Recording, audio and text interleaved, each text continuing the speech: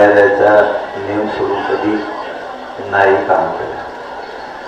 आम्ही आज पण करत नाहीये. माननीय न्यायदेवतेने आम्हाला न्याय आतापर्यंत दिलाय. आम्हाला गरीब लोकांना आशा आहे. न्यायदेवता गरीब लोकांचा आधार करून गोरगरिबांच्या मागण्यासाठी आंदोलनासाठी आमच्या बाजूने नक्की न्याय करत. काय असतं बघा, शेवटी सरकार जर गोरगरिबाला विचारलं तर गोरगरिबाचा दुवा, गोरगरिबांचा आधार, गोरगरिबांच्या वेदनाची काळजी करणारं न्यायालय, न्यायमंदिर असते. त्यामुळं न्यायदेवता आमचाही न्याय करणार. न्याय 100% मिळणार. न्यायदेवता आमच्या वेदना जाणून घेईल आणि आम्ही कुठेही लोकशाहीचं, कायद्याचं, नियमाचं उल्लंघन केले नाही. आम्ही शांततेत आमरण उपोषणाला बसलो. हे जगलं तुम्हाला सत्य सांगायचं असलं तर रात्री न्यायालयाच्या एका विषयावरून आम्ही रात्री सांगितलं, रोडवरच्या सगळ्या गाड्या काढा, मैदानाला लावा. तर एका 4 ते 5 घंट्यात रस्त्यावर आमची एक सुद्धा आमच्या पोरांनी गाडी ठेवली नाही. आता मुंबईत कुठेही ट्रॅफिक नाही. न्यायदेवतेच्या रात्रीच्या एका शब्दावरती आम्ही सगळी मुंबई, तिथं कुठेही ट्रॅफिक नाहीये अशा गाड्या जिकडे तिकडे नेऊन लावल्या. त्याच्यापेक्षा काय पालन करायला पाहिजे? दुसरे लोक पालन पण नाही करत. आम्ही न्यायदेवतेचं पालन करतो, कायद्याचं पालन करतो. पुढेही आम्ही न्यायदेवता सांगत तसं पालन करत राहू. 100% तसं करत राहू. नियमाचं पालन करून आंदोलन आमचं शांततेत सुरू राहणार. काही वेळ आली तरी राहणार. राहिला विषय सरकारचा. सरकारनं किती आमच्या विरोधात न्यायालयात जाऊन, इकडे जाऊन, तिकडे जाऊन अन्याय करायचा प्रयत्न केला तरी सरकारला सांगतो आणि फडणवीसांना नाही सांगतो, सगळ्या मागण्याची हैदराबादचं गॅझेटियर, सातारा संस्थांचं गॅझेटियर याची अंमलबजावणी झाल्याशिवाय मुंबई सोडत नाही.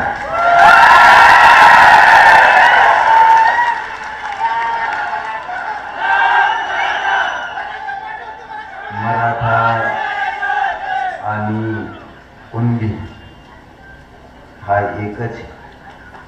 या ज्याशिवाय मुंबई सोडत नाही. सगळ्या सोयरीच्या अधिसूचनेची अंमलबजावणी ती पण होणं गरजेचं आहे. त्याला काय अडचण येते आम्हाला सांगा. सगळ्या सोयऱ्याच्या अधिसूचनेला अंमलबजावणीला काय अडचण येते सांगा. मराठा आणि कुणबी एके याला पण काय अडचण येते आम्हाला सांगा. सरसकट राज्यातल्या केसेस मागे घेऊन आमच्यावर हल्ला करणाऱ्या पोलिसांना बडतर्फ करून त्यांच्या 120 307 सारखे गुन्हे दाखल होणं आवश्यक आहे. बलिदान गेलेल्या कुटुंबाला तातडीनं तात्काळ लगेच आर्थिक मदत आणि शैक्षणिक पात्रतेनुसार शासकीय नोकरी देणं आवश्यकते द्यावी. आतापर्यंत 58 लाख नोंदी सापडल्यात. 58 लाख नोंदी सापडल्यात. महाराष्ट्रातल्या प्रत्येक ग्रामपंचायतला या नोंदी चिटकून जागच्या जागेवर अभियान घेऊन जागच्या जागेवर प्रमाणपत्र, कुणबी प्रमाणपत्र वाटप करणं आवश्यक आहे. ज्यांचे कुणबी प्रमाणपत्र निघाले त्यांच्या व्हॅलिडिट्या तातडीनं लगेच देणं गरजेचे. त्याशिवाय आम्ही इथून उठत नाही. शिंदे समितीला मुदतवाढ दिली तर शिंदे समितीनं रेकॉर्ड शोधणं सुरू ठेवलं पाहिजे. 33-34 सारखा 36 सुद्धा तपासला गेला नाही. देवस्थानाचे दस्तावेज शोधले गेले नाहीत, ते शिंदे समितीनं आता शोधणं गरजेचं आहे. 33-34 सारखा 36 सुद्धा गोशवारा शोधणं गरजेचं आहे. कारागृहातला रेकॉर्ड शोधणं गरजेचं आहे. पोलीस पाटलाचा शोधणं गरजेचं आहे. देवस्थानाचा रेकॉर्ड शोधणं गरजेचं आहे. आणि त्याचे कुणबी प्रमाणपत्र लोकांना देणं आवश्यक आहे. हे काम शिंदे समितीनं करावं. याचबरोबर शिंदे समितीला एक अधिकृत स्वतंत्र त्याचं कार्यालय असणं आवश्यक आहे. हे नाही, ते दिलं जावं. त्यांना मोडी लिपी, फारसी, उर्दू सगळ्या अभ्यासक देणं गरजेचं आहे. हे दिले गेले नाही. तुम्ही किती सरकारनं आम्हाला भिडिलं, आम्ही भेट नसतो. मराठीची अवलाद आहे आमची. आम्ही शांत आहे. देवेंद्र फडणवीस साहेब आम्हाला शांत राहू द्या. जे जे बोलतो ते होत असतं माझं. आणखी मराठ्यांना यायची सुरुवात झालेली नाही. शनिवार रविवार जर मराठी मुंबईत आले तर सोमवारचं आंदोलन खूप छान असणार आहे. त्यामुळं ती वेळ मराठ्यावर येऊ देऊ नका. आम्ही मुंबई सोडत नसतो, नाही, त्याच्यावर आम्ही ठाम आहे. काय करता तुम्ही? 100 पोलीस आले तरी जेलात नेते आणि 1 लाख फौज पाडला तरी पोलीस जेललाच नेते. आम्ही जेलमध्ये उपोषण करू, पण सुट्टी नाही.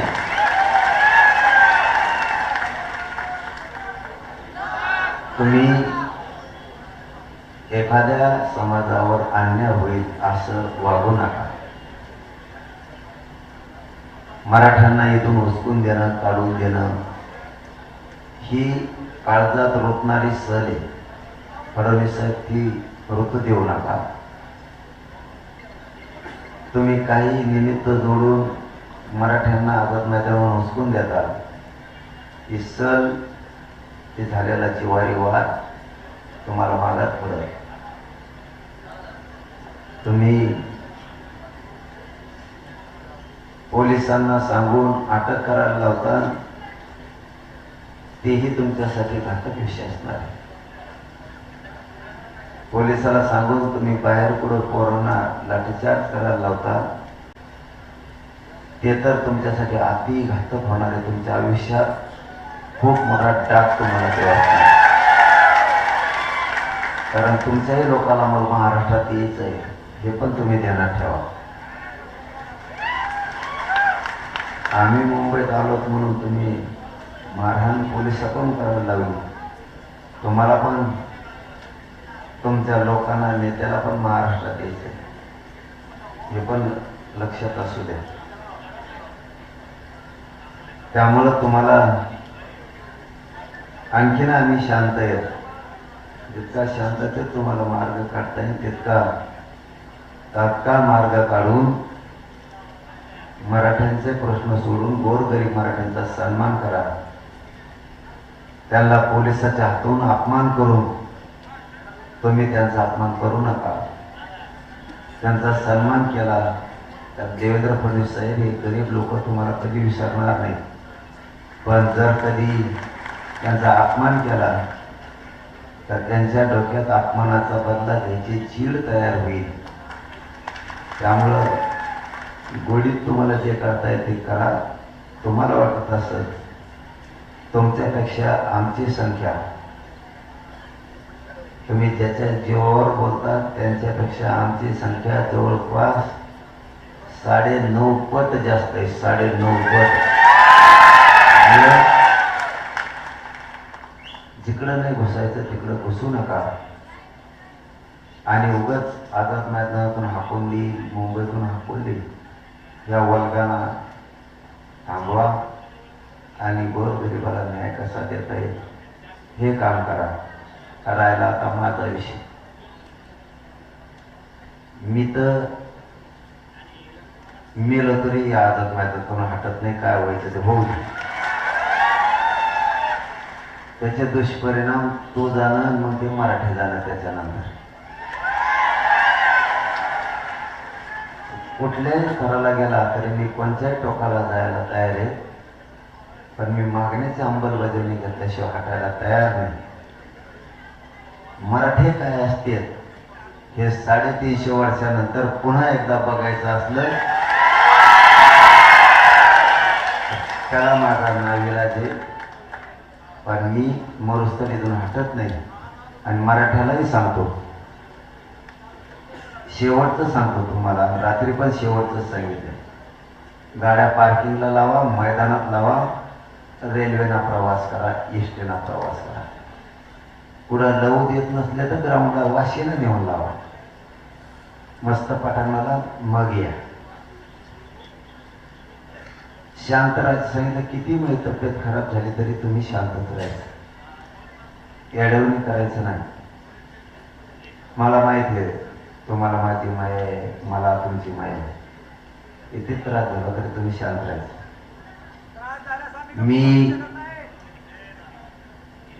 मी मेल्याच्या नंतर तुम्ही तरी पण शांतच राहा. माझं आव्हान. त्याच्यानंतर तुम्हाला काय करायचं तुम्ही तुमचं करा. पण तरीही त्याच्यानंतरही माझं म्हणणं आहे तुम्ही शांत राहा. ही लढाई शांततेने लढायची, जिंकायची. मी मरुस्थळ हटणार नाही हे देवेंद्र फडणवीसला ठासून सांगतो की मी मरुस्थळ मुंबई सोडत नाही. फक्त कारण करू नका. न्यायालयाच्या सगळ्या नियमाचं आपल्या पोरांनी पालन करावं. जसं रात्री केलं तसं. न्यायदेवता आपल्यासाठी गोरगरिबांचा आधार आहे. गोरगरिबांना साथ देणारी न्यायदेवता आहे. न्यायदेवता आपल्याला परवानगी देईल. आपल्या बाजूने न्यायदेवता उभा राहील. गोरगरिबांच्या लेकराच्या डोळ्याचे अश्रू पुसायचं काम न्यायदेवता करील.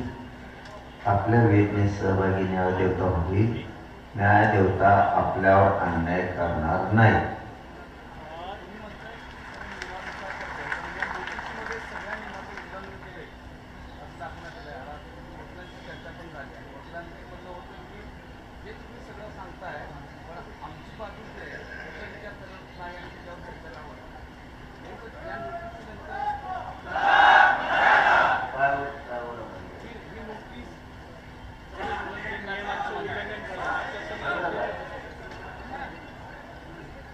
आता तुम्ही सांगितलं रस्त्यात गाड्या आहेत, कार आहे. तुम्ही सांगितलं 5,000 लोक ठेवा, इथं 5,000 ठेवले. आता काय त्यापेक्षा काय असतं? अरे बाबा, सरकारला नाशकी सवय लागलेली. देवेंद्र फडणवीस उल्लंघन केलं नाही केलं तरी म्हणायचं ते उल्लंघन केलं. तिथं 5,000 लोक आहेत. तुम्ही म्हणले इथं बसू नका. बिचारे इकडे तिकडे रस्त्यावर फक्त थांबतेत. मग आता कुठं थांबते? 500 किलोमीटर लेकर आले. द्या घर तुम्ही त्यांना. सरकारने घर द्यावा. थांबते. मैदानावर थांबले. तुम्ही ज्या जागेवर सांगितलं त्या जागेवर 4-5 हजार लोक आहेत. कोणतं उल्लंघन केलं? रात्री तुम्ही सांगितलं गाडी रस्त्यात ठेवू नका, नेल्या. CST BMC रिकामी करा, केली. कोणत्या नियमाचं उल्लंघन केलं? असं नाही पाहिजे. अन्यायकारक देवेंद्र फडणवीसने आमच्या सोबत वागू नये. न्यायदेवता आमच्याशी अन्यायकारक वागत नाही, वागणार पण नाही. पण हे देवेंद्र फडणवीस उलट सुलट करतो. माहिती खोटी न्यायदेवतेला देतो. म्हणून हे होत आहे. मराठ्याला कळतं राज्यात देवेंद्र फडणवीस कुठील डाव खेळायला लागला, कोटराला डाव खेळायला लागला. न्यायदेवतेला खोटी माहिती देवेंद्र फडणवीस देतो आणि आमच्या मराठ्यावर अन्याय करतो. याचे पण दुष्परिणाम देवेंद्र फडणवीसलाच वागावं लागतील. आम्ही काहीच करीत नाही. दुसरं असं की हैदराबाद गॅजेटची जी तुमची मागणी आहे तर ती लागू करण्यासंदर्भामध्ये सध्या सरकारी पातळीवरती चर्चा सुरू आहे. हा सगळा जो प्रस्ताव आहे तर तुमच्याकडे येण्यासाठी किंवा उपोषण पुरवण्यासाठी तुमच्याकडून आणखी तोडगा काय असणार आहे? शिंदे समितीला चर्चेसाठी आज तुमचा मुद्दा असणार आहे का? ह्याच्यावर काय म्हणणं? काय शिंदे समिती तुम्हाला संवाद साधण्यासाठी येण्यासाठी आपली चर्चेची तयारी बाळ वगैरे आहे का? आमची सरकार सोबत पहिल्या दिवसापासूनच तयारी आहे चर्चेची. आम्ही कोण नाही म्हणलो, पण हैदराबाद नाही. हैदराबादचं पाहिजेच गॅजेटेड, पण सातारा संस्थान सुद्धा पाहिजे. कारण त्या दिवशी ते असं म्हणले मला, इथे शिंदे समिती, औंध संस्थान आणि बॉम्बे गव्हर्नमेंटचं गॅजेटियरचं थोड्या कायदेशीर काही त्रुटी आहे. थोडं आम्हाला ते वाचायचं, आणखीन अभ्यासात राहिलं. म्हणलं ठीक आहे, पटलं ते. हैदराबाद गॅजेटियर आणि सातारा संस्थांचं गॅजेटियर मला पाहिजे. त्याचा तुमचा अभ्यास झालाय? ते म्हणले हो. मग काय,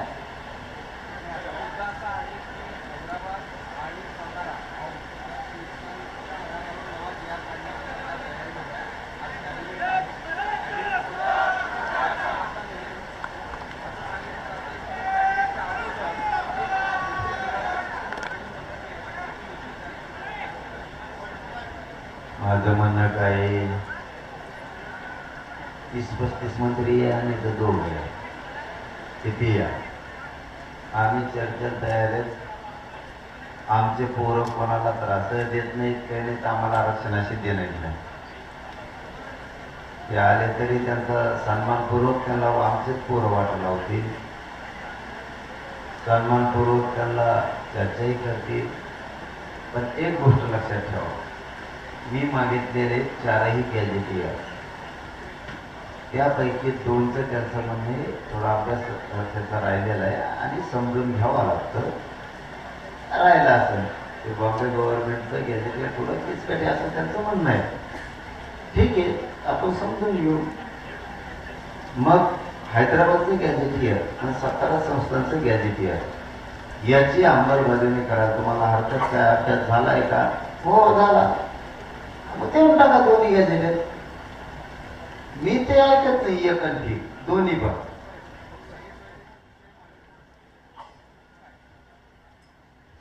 त्या विषयावर त्या दिवशी चर्चा करायला ते माघारी येतो म्हणले, आले नाही. होईल चर्चा. हे बघा, माझ्या समाजाला एक गोष्ट पक्की माहिती, मी कुठलाच मुद्दा मागं राहू देत नाही. पण मी जे घेतो ते चंद्र सूर्य असेपर्यंत माझ्या जातीला ठिकाण असं घेतो, दमाने घेतो.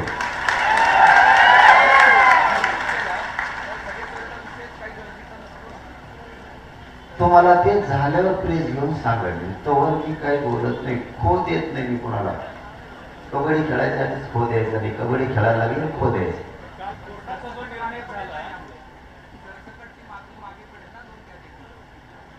तुम्हाला ते जर 2 घेतले ना, त्याच्यानंतर प्रेस घे आणि मग आपण 2-3 जण हिशोब करू,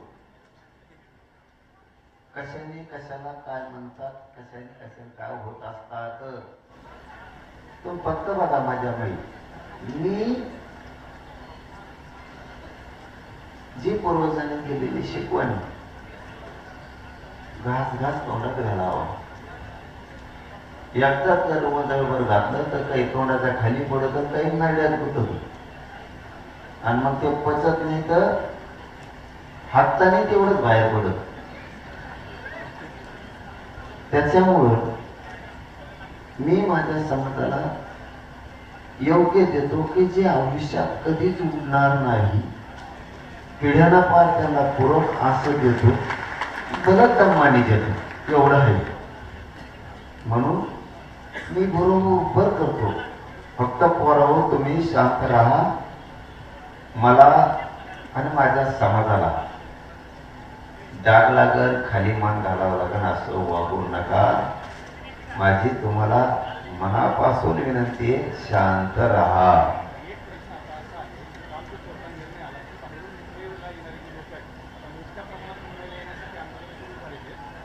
कधी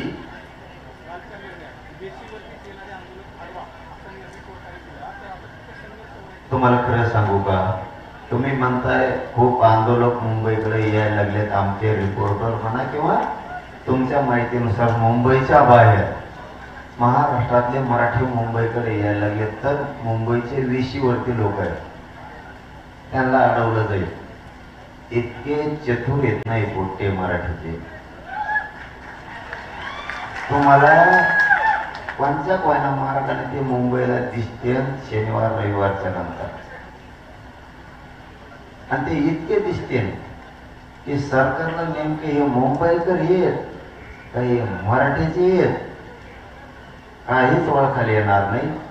आणि सोमवारच्या नंतरचं महाराष्ट्रातलं आंदोलन देवेंद्र फडणवीसनी स्वतः चुकीमुळे चाललेलं ते आंदोलन हे देवेंद्र फडणवीस अंतवर मी जगत गेले.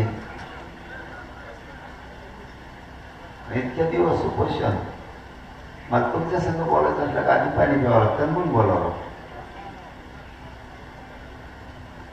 तुम्हाला एक खोटं बोलायची मला गरज नाही. नवीन पत्रकार बांधव यांना ठीक आहे, यांना खोटं बी वाटत असेल, पण तुम्ही 2 वर्षात माहिती आहे तुम्हाला मला काय काय कोणत्या वेळेला करावं लागतं. मराठी या मुंबईत येणार कोणी त्यांना बोलू शकत नाही. आणि आडीलं तरी बी ते बघा तुम्ही कशा मार्गाने मुंबईत येते. आणि ते दिवस देवेंद्र फडणवीस साहेबांनी येऊ देऊ नये. आणखी ना त्यांच्याविषयी आमच्या मनात कटुता नाही.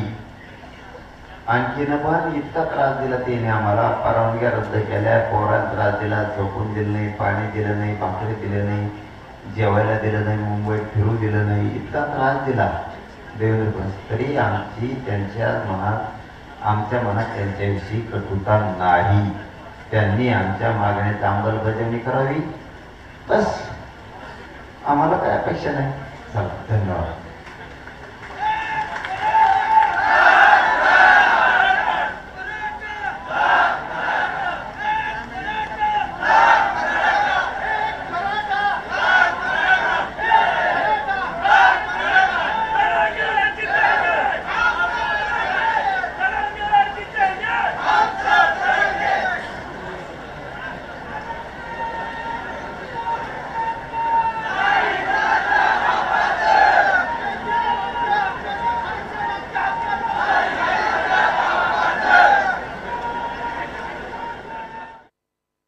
तर जरांगेंनी मुख्यमंत्र्यांना इशारा दिलाय. शनिवार रविवारी आंदोलकांनी मुंबईत यावं असं राज्यातील मराठ्यांना आवाहन केलेलं आहे. सोमवारी मुंबईत मोठं आंदोलन होणार असं मनोज जरांगे यांनी सरकारला इशारा दिलाय.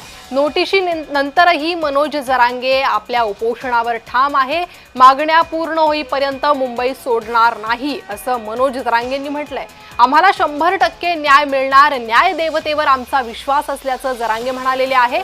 आम्ही आंदोलनावर ठाम, मुंबई सोडणार नाही जरांगेंची भूमिका.